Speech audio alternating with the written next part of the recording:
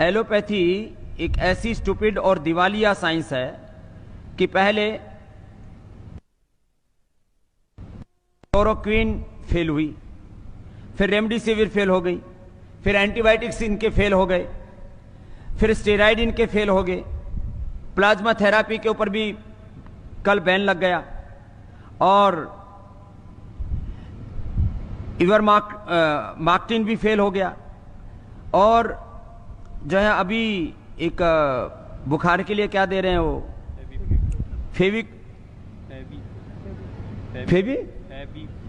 फेवी flu, वो भी fail है।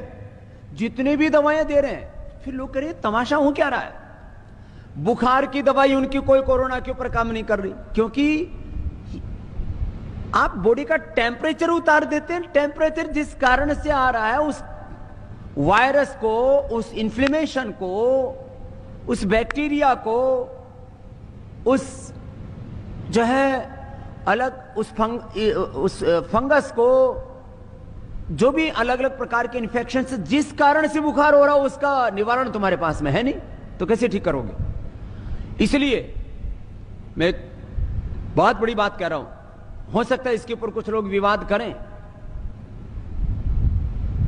लाखों लोगों की मौत एलोपैथी की दवा खाने से हुई है।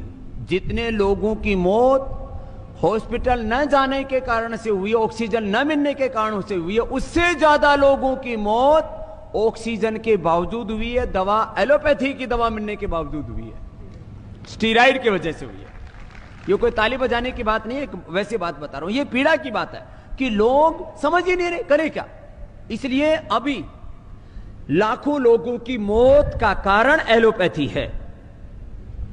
आप कहेंगे फिर, मैं कहता हूं एलोपैथी साइंस पूरी खराब नहीं है।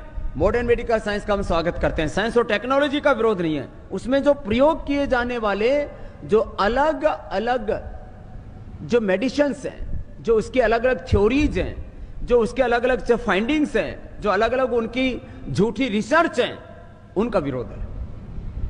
जितने लोगों की मौत